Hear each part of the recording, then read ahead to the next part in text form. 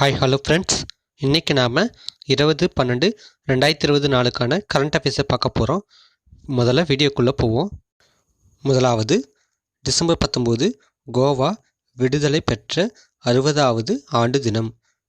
அதாவது 450 ஆண்டுகால போர்ச்சுகீசியர்களின் ஆட்சியிலிருந்து டிசம்பர் 19, 1961 கோவா விடுதலை பெற்றதால் இத்தினம் கொண்டாடப்படுகிறது.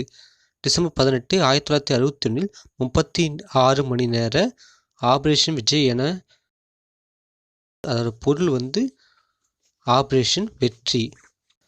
இந்திய கடற்படை, இந்திய விமானப்படை மற்றும் இந்திய இராணுவம் தாக்குதலில் ஈடுபட்டது. ரெண்டாவது, கான்பூர் மாவட்டத்தில் ராமைப்பூரில் ரூபாய் 5850 கோடி செலவில் மிகப்பெரிய தோல் பூங்கா அமைக்க மத்திய வணிக அமைச்சகம் ஒப்புதல் அளித்துள்ளது.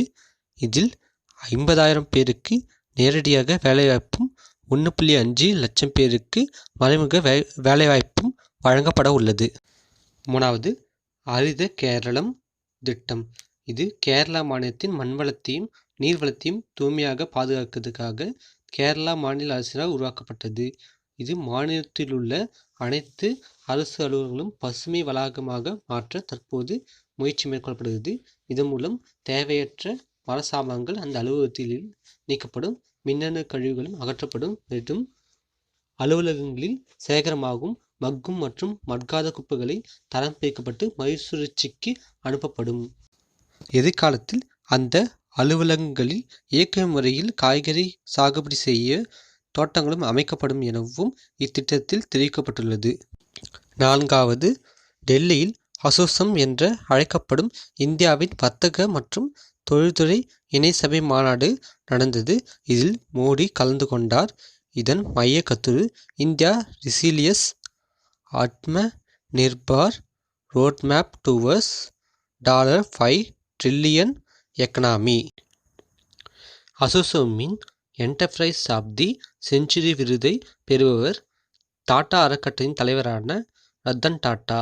மேலும் இவர் Indo Israel chambers of commerce வழங்கும் நிலையான வணிக மற்றும் அமைதிக்கான உலகளாவிய பார்வை என்ற விருதையும் பெற்றுள்ளார். ஐந்தாவது, முரைனா புல். இது மத்திய அறிவியல் மற்றும் தொழில்நுட்பத்துறையின் கீழ் இயங்கும் பூனேவில் உள்ள அகர்கர் ஆராய்ச்சி மையமான தன்னாட்சி நிறுவனத்தில் சமீபத்தினால் கண்டறியப்பட்ட ஒரு புதிய இனம். இது புதிய மற்றும் அதிக தாங்கும் தன்மை கொண்ட இனம். மேற்கு தொடர்ச்சி மலையில் அதாவது கோவாவில் கண்டறியப்பட்டுள்ளது. வெப்பமண்டல மற்றும் துணை வெப்பமண்டல பகுதிகளில் காணப்படும் இது புல்வகை இனமாகும். ஆறாவது, இமயமலை செரோ. இது முதலில் இமயமலையின் குளிர்பாலைவன பகுதியான இமாச்சல பிரதேசத்தில் கண்டறியப்பட்டுள்ளது. இது ஆடு, கழுதை, குரங்கு, மாடு மற்றும் பன்றி ஆகியவற்றின் கலப்பாகும். அச்சுறுத்தல் கொண்ட சர்வதேச இயற்கை பாதுகாப்பு சங்கத்தின் சிவப்பு நிற பட்டியலில் பாதிப்புக்கு உள்ளாகக்கூடிய இனமாக வகைப்படுத்தப்பட்டு உள்ளது. இது வனவிலங்கு பாதுகாப்பு சட்டம் 1972 என்ற சட்டத்தில் அட்டவணை 1 கீழ் பட்டியலிடப்பட்டுள்ளது. ஓகே ஃப்ரெண்ட்ஸ், இந்த வீடியோவோட இறுதி பகுதியான கொஸ்டின் பார்ட்டுக்கு வந்துட்டோம். நாம் முந்தைய வீடியோவில் ISO சான்றிதழ் பெற்ற ஒரு உயிரியல் பூங்காவை பற்றி பார்த்தோம். அந்த உயிரியல் பூங்காவோட பெயர் தெரிஞ்சால் கீழே கமெண்ட்ஸ் பாக்ஸில் கமெண்ட்ஸ் பண்ணுங்கள். பெயர் தெரியலனா 19/12/2020 நாளுக்கான கரண்ட் அஃபேர்ஸ் வீடியோவை பார்த்துட்டு கீழே கமெண்ட்ஸ் பாக்ஸில் கமெண்ட்ஸ் பண்ணுங்கள். இந்த வீடியோவில் நாம் பார்த்த கரண்ட் அஃபேர்ஸை நான் ஷார்ட்டாக டிஸ்கிரிப்ஷன் பாக்ஸில் கொடுத்துருக்கேன். இந்த வீடியோவை முழுசாக பார்த்துட்டு டிஸ்கிரிப்ஷன் பாக்ஸை கிளிக் பண்ணி ஒன் டைம் ரீகால் பண்ணிக்கோங்க. இந்த வீடியோ உங்களுக்கு ரொம்ப யூஸ்ஃபுல்லாக இருக்கும்னு நான் நம்புகிறேன்.